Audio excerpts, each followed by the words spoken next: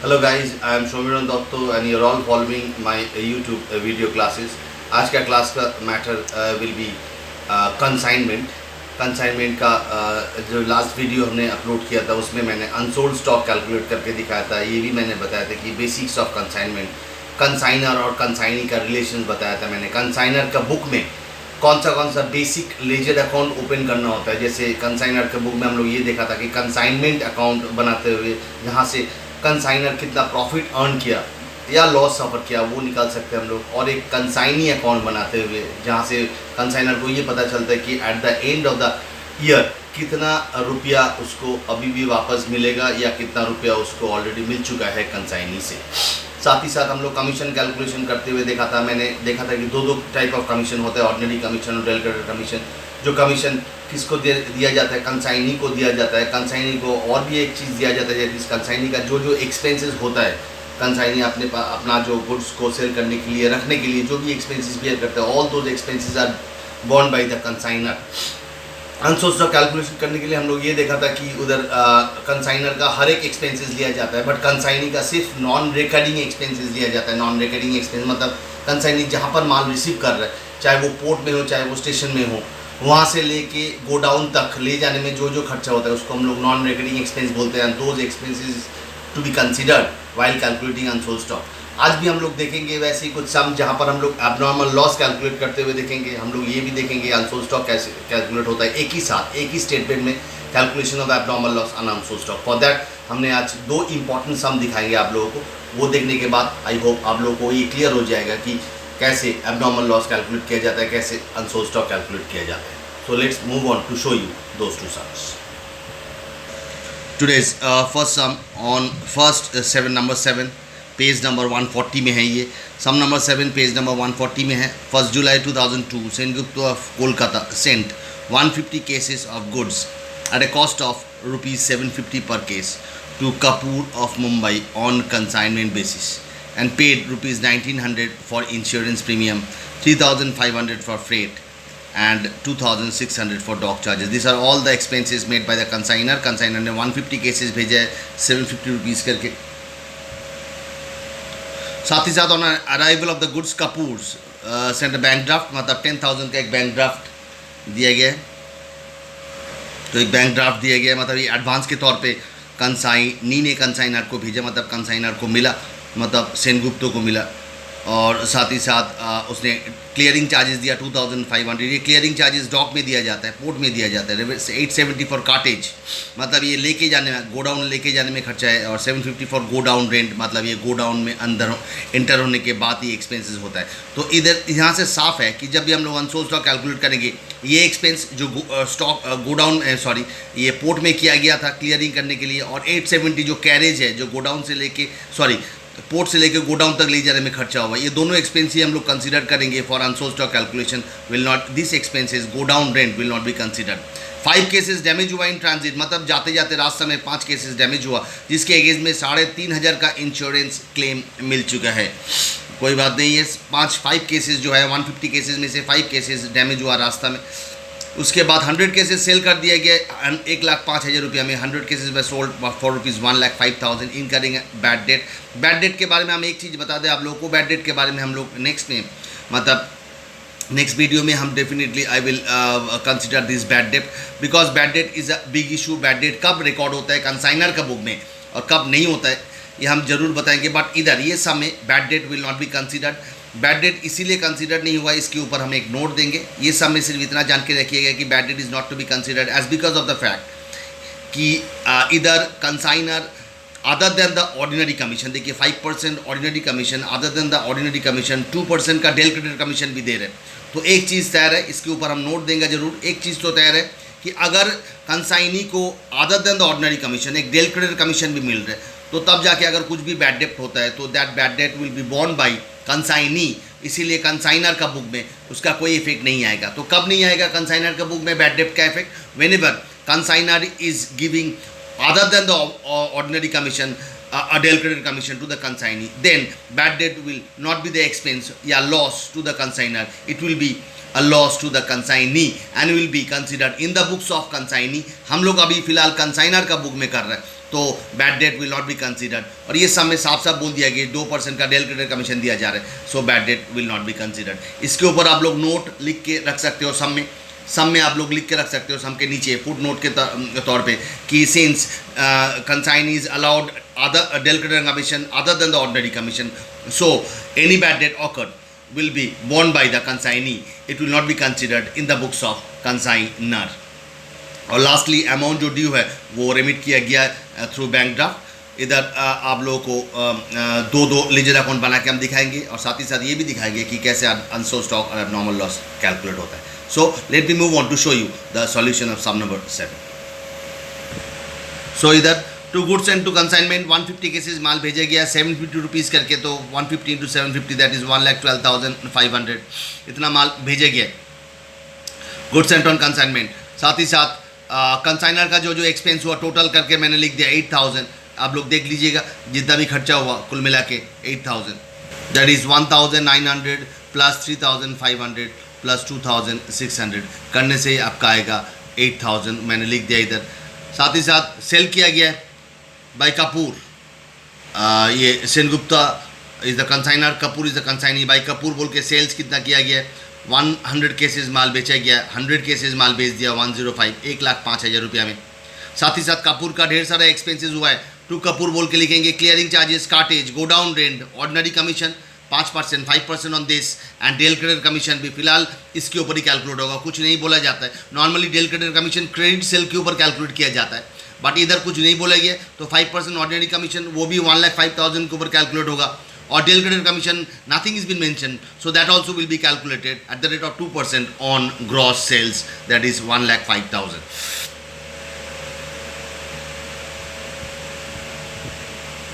तो ये हो गया आपका कमीशन कैलकुलेशन, ये टोटल कम्स टू 9370। अब हम लोग को देखना है these are all the factors, ये सब फैक्टर्स को देखना है कि कैसे इन लोग को निकाला जाता है, कैसे एब्नॉर्मल लॉस को निकाला जाता है, कैसे अनसोल्ड स्टॉक को निकाला जाता है। तो late me show you the working part two calculate the abnormal loss and unsold stock. इधर एब्नॉर्मल लॉस है क्योंकि रास्ते में जाते जाते 150 केसेस मैंने भेजा था, मतलब सेनगुप्ता ने भेजा था कपूर को, बट रास्ते में जाते जाते इन ट्रांजिट 5 केसेस लॉस्ट हुआ। सो let me show you the calculation. So this is the calculation of abnormal loss and unsold stock. Calculation of abnormal loss and unsold stock मैंने ऊपर लिखा goods sent on consignment 1,12,500 का goods sent किया गया। Add consigners expenses, अभी अभी मैंने देखा कि टोटल कंसाइनर के एक्सपेंसेस हुआ 8,000, हमने लिखा था कंसाइनमेंट अकाउंट में, कुल मिला के तो 8,000। तो दैट मीन्स हम बोल सकते हैं कि 1,20,500 का goods is been sent by the consignor that is Sengupta. तो value of goods sent 150 cases, actually ये 150 केसेस का दाम है, तो 1,20,500 is the goods sent, value of goods sent by the consignor.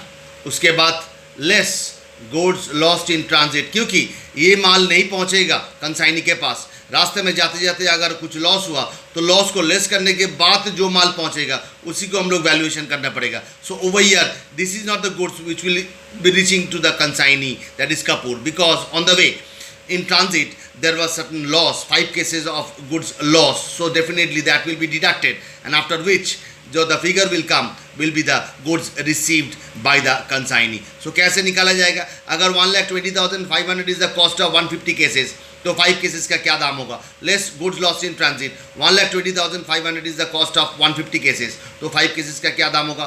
1,20,500 divide by 150 into 5 that gives you 4017, मतलब 4,017 रुपया का goods lost हुआ। और ये लॉस को लेस करने के बाद इतना माल, मतलब 1,16,483 का माल पहुंच रहे कंसाइनी का पोर्ट में, मतलब कंसाइनी जहाँ पर रहता है उधर जाके पहुंच रहे।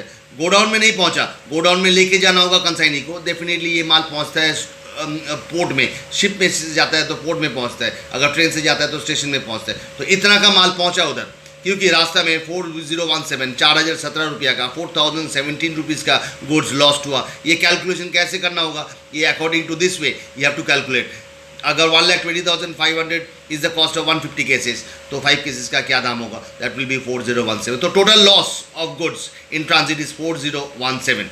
उसके बाद ये माल पहुंचने के बाद ये माल को लेके जाएगा कंसाइनी कहाँ पर? एकदम रियलिस्टिक सोचोगे, एकदम रियलिस्टिक सोचोगे। This is the working you have to follow every time. is to be done not in a casual manner, in this manner. जैसे हम दिखा रहे हैं आप लोगों को, वैसे आप लोगों को दिखाना पड़ेगा, बार बार हम बोल रहे हैं। तो ये माल पहुंचने के बाद ये माल को लेके जाएगा कंसाइनी कहाँ पर, अपना गोडाउन में लेके जाएगा। मैंने बताया था कि इधर वहाँ पोर्ट से लेके गोडाउन तक जो जो खर्चा होगा वो सबको कंसीडर करना पड़ेगा। Add consignee's non recurring expenses जैसे क्लियरिंग चार्जेस और कैटेज, क्लियरिंग चार्जेस और कार्टेज ये दोनों मिला के होगा आपका consignee's non recurring expenses will be added and this will be the case. मतलब इतना का माल गोडाउन में पहुंच रहा है, 1,19,853 का माल गोडाउन में पहुंच रहा है। किसका? कंसाइनी का गोडाउन में पहुंच रहा है। Very strange factor. ये कितना केसेस का दाम होगा? Definitely 145 cases, because 5 cases been lost in transit. तो कंसाइनी के पास कितना केस पहुंचा है? 145 केसेस पहुंचा, और जिसका वैल्यूएशन हुआ है टिल गोडाउन 1,19,853। अब इसमें से कितना सेल किया? साफ साफ बोल दिया गया है कि 100 केसेस कंसाइनी ने सेल कर पाया। तो 145 केसेस में से अगर 100 केस सेल कर दिया तो कितना अनसोल्ड स्टॉक रहेगा? 45 केसेस अनसोल्ड स्टॉक रहेगा। तो unsold stock will be this is the cost of 145 cases. तो 45 केसेस का क्या दाम होगा? 1,19,853 divided by 145 into 45, that will give you the valuation of closing stock. This is how you have to calculate the closing stock and abnormal loss. So ये माल जो पहुंचा godown में ये कितना केसेस का है? 145 केसेस का दाम है। तो 45 केसेस का क्या दाम होगा? 1,19,853 divided by 145 into 45 will give you 37,195, which is the value of closing stock या unsold stock lying with the consignee.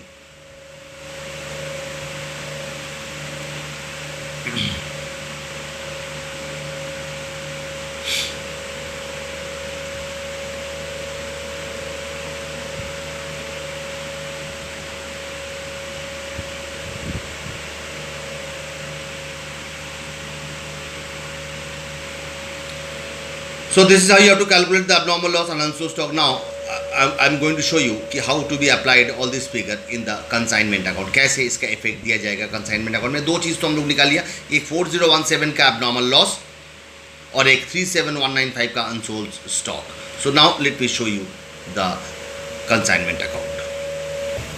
Consignment account में मैंने अनसोल्ड स्टॉक को तो लिख दिया 37195 डायरेक्टली, बट मैंने लॉस को तोड़ के लिखा। क्यों लॉस को तोड़ के लिखा? क्योंकि इधर साफ साफ हमें बोल दिया गया कि 3,500 मतलब 3,500 का एक इंश्योरेंस क्लेम मिला।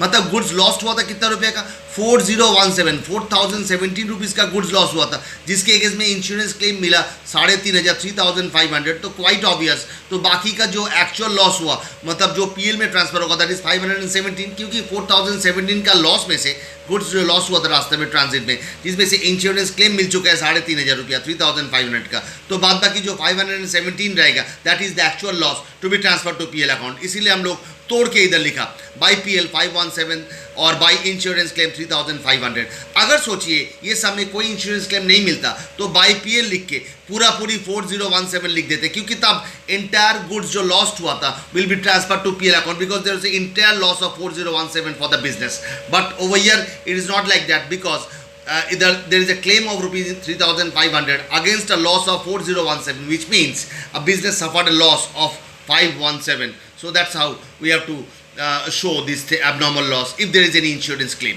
So ये दिखाने के बाद अनसोल्ड स्टॉक दिखा दिया, उसके बाद straight away profit on consignment. हम बार बार बोल रहे हैं अनसोल्ड स्टॉक और एबनॉर्मल लॉस का कैलकुलेशन आप लोग को डिटेल में दिखाना पड़ेगा सब में, otherwise you will not get the benefit of full marks. उसके बाद एज यूजुअल बैलेंसिंग कर दिया, बैलेंसिंग करने से प्रॉफिट ऑन कंसाइनमेंट आया। साथ ही साथ कपूर अकाउंट में एक चीज़ स्ट्रेंज बात है, ये तो दोनों हम लोग को लिखना ही पड़ेगा, सेल्स का इधर फिगर और ये जो एक्सपेंस और कमीशन मिला के 9370। साथ ही साथ एक एडवांस मिला था तो बाई बैंक ड्राफ्ट बोल के एडवांस लिखना होगा, और उसके बाद फाइनल जो फिगर होगा that will be the final remittance by bank करके लिखना होगा। दैट मीन्स ये पहले ही मिल चुका था सेनगुप्ता को कपूर से मिल गया था इतना रुपया as advance through bank draft, और बाद बाकी फाइनल अमाउंट जो होगा बैलेंस करके that will be the final remittance to be received has already been received by the Sengupta from Kapoor. So this is how you have to prepare the Kapoor account and the consignment account as a whole, and the working obviously the important part of the sum.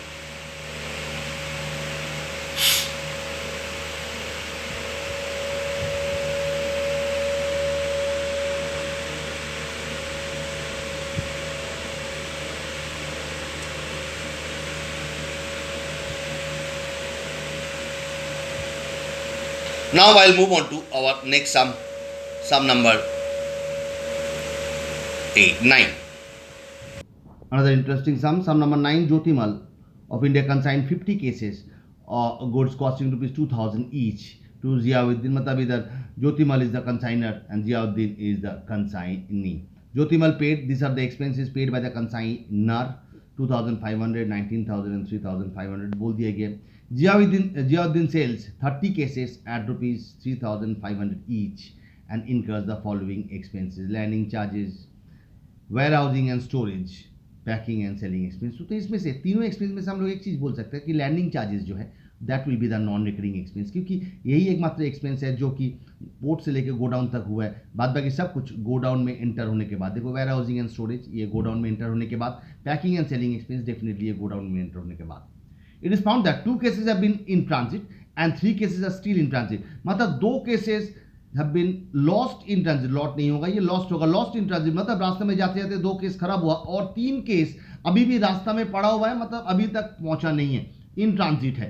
Very good. मतलब simple बात है, अगर हम लोग mentally calculate करेंगे कि 50 cases ज्योतिमल ने भेजा है, 50 केसेस में से 2 केसेस खराब हो गया है और 3 केसेस अभी भी रास्ता में है, तो सिंपल बात है पहुंचा कितना केसेस कंसाइनी के पास, मतलब जियाउद्दीन के पास 45 केसेस पहुंचा.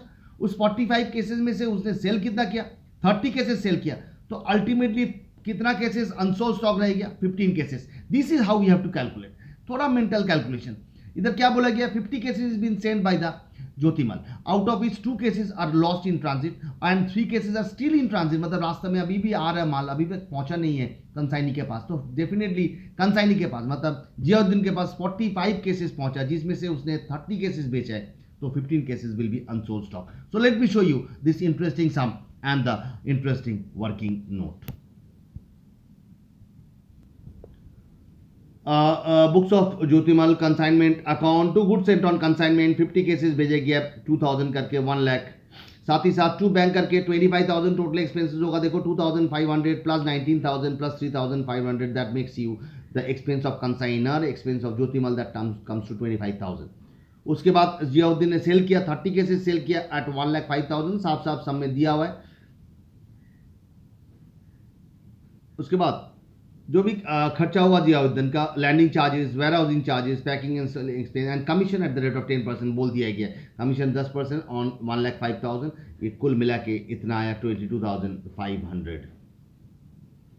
साथ ही साथ अब हम लोग देखेंगे ये सब कैलकुलेशन, अबनॉर्मल लॉस का कैलकुलेशन, गुड्स इन ट्रांजिट का कैलकुलेशन और अनसोल्ड स्टॉक का कैलकुलेशन. इधर 3 एस्पेक्ट है, क्योंकि 2 केसेस लॉस्ट हुआ, 3 केसेस अभी भी रास्ते में पड़ा हुआ है और 15 केसेस अनसोल्ड स्टॉक है. इसका कैलकुलेशन जरूर हम लोग देखेंगे थ्रू वर्किंग नोट. तो एक चीज तो तैयार है, एक चीज तो आप लोग मेंटली कैलकुलेट कर सकते हो कि 50 cases is been sent by Jyotimal to Ziauddin, out of which 2 cases are lost in transit and 3 cases are still in transit. मतलब अभी तक वो पहुंचा नहीं है, कहीं पर रास्ते में अटका हुआ है due to different reasons. That is not our lookout, but still we have to think that कि 2 cases is lost and 3 cases are still in transit.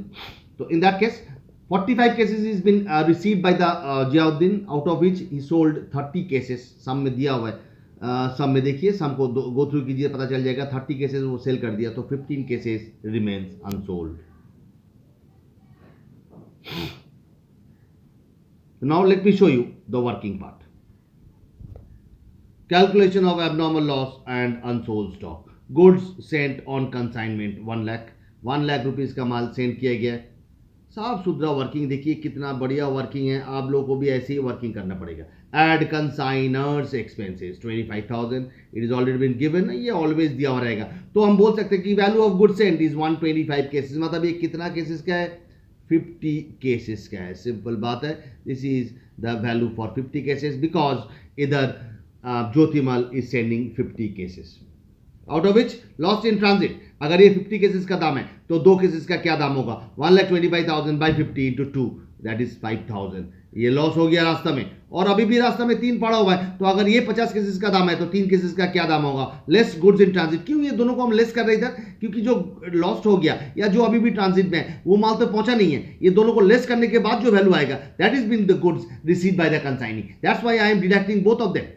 समझ में आया कि नहीं आया, हमने दोनों इधर लेस कर रहे हैं. हमने क्या सीखा था लास्ट समय कि एबनॉर्मल लॉस को लेस करते हुए, बट इधर देखो एबनॉर्मल लॉस भी हुआ है 2 केसेस, और 3 केसेस अभी तक पहुंचा ही नहीं है कंसाइनी के पास। तो डेफिनेटली कंसाइनी के पास अगर ये 2 और 3 केसेस नहीं पहुंचा है तो जितना पहुंचा उतना कम निकालना पड़ेगा। तो ये दोनों को लेस करने के बाद जो आएगा that is the actual goods receive by the consignee.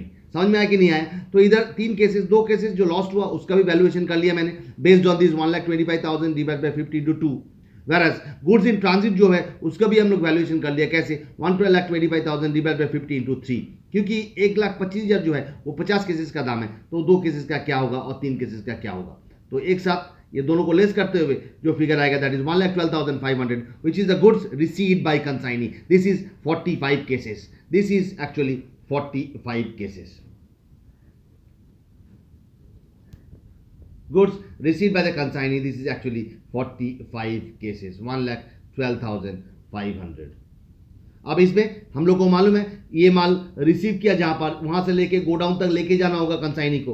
तो कंसाइनी का जो भी खर्चा होगा from port till godown that is non recurring expense, उसको ऐड किया जाएगा। इधर एकमात्र एक्सपेंस है landing charges, that will be 3,000 will be added to this, and actually value होगा जो गोडाउन में पहुंचा, कंसाइनी का गोडाउन में जो वैल्यू ऑफ गुड्स पहुंचा that is 1,15,500 which is actually 45 cases. तो 1,15,500 का माल पहुंचा किसके पास, कंसाइनी का गोडाउन में, which is actually the cost of 45 cases, out of विच उसने 30 केसेस बेचा है, तो 15 केसेस अनसोल्ड स्टॉक है। तो अगर ये 45 केसेस का दाम है तो 15 केसेस का क्या दाम होगा, value of unsold stock will be 1,15,500 divide by 45 into 15 will give you this figure. So this is how you have to calculate the unsold stock. This is how you have to calculate the goods lost in transit and goods still in transit. Just see, I'm just waiting for you all.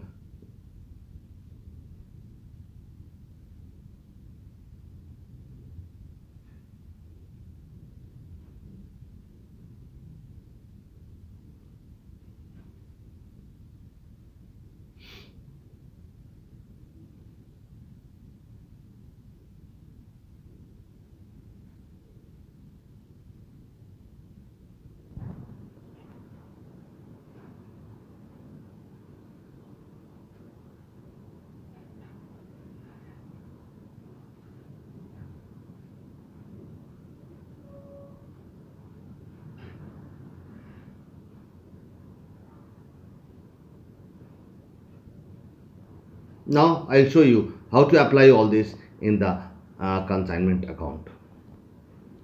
Consignment account में हम लोग बाकी सब चीज़ चर्चा कर लिया था, सिर्फ हम लोग को देखना है कि अनसोल्ड स्टॉक को कैसे दिखाया जाएगा, एब्नॉर्मल लॉस को कैसे दिखाया जाएगा और गुड्स इन ट्रांजिट को कैसे दिखाया जाएगा। तीनों ही क्रेडिट साइड में दिखाया जाएगा। अनसोल्ड स्टॉक का कैलकुलेशन एज इट सिंपल जो जैसे हम लोग पहले किया था वैसे ही दिखाना होगा। एबनॉर्मल लॉस जो हुआ एक्सक्यूज मी, एबनॉर्मल लॉस जो हुआ 5,000 का, एक बार वर्किंग नोट देख लीजिए। इसके अगेंस्ट में कोई भी इंश्योरेंस क्लेम नहीं मिला ये सब में, तो एंटायर एबनॉर्मल लॉस को पीएल अकाउंट में कन्वर्ट करना पड़ेगा, ट्रांसफर करना पड़ेगा।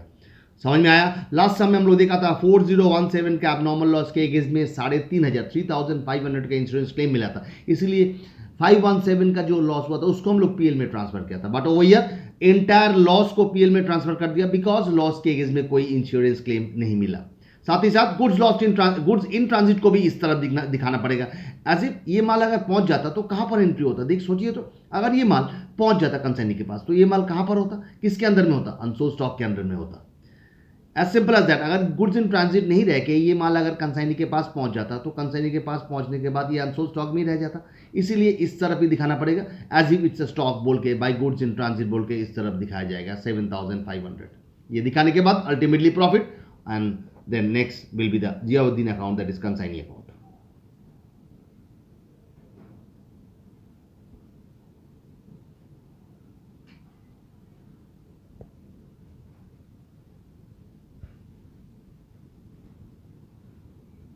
Ziauddin account is not a big issue, ये दोनों ही एंट्री, दोनों ही इफेक्ट होगा इसका, तो एक बार देख लीजिए। So this is all about today's class. आज का क्लास का जो मैटर था very crucial, very important matter था। इस क्लास को, इस वीडियो को जरूर ठीक ठाक देखिएगा, और ऐसे ही हम लोग क्लास में लाइव क्लास जब होगा, जब लाइव क्लास हम लेंगे गूगल मीट में, जब हम क्लास लेंगे तब जरूर ऐसे हम दोबारा कराएंगे, so that you can get to know कि how to calculate this of your own. ये तो हमने किया है, आप लोगों को खुद को करना पड़ेगा एग्जाम में भी और प्रैक्टिस क्लास में भी। टिल देन आप लोग ये एंजॉय करो video, and enjoy the day as well. Have a good day and good bye.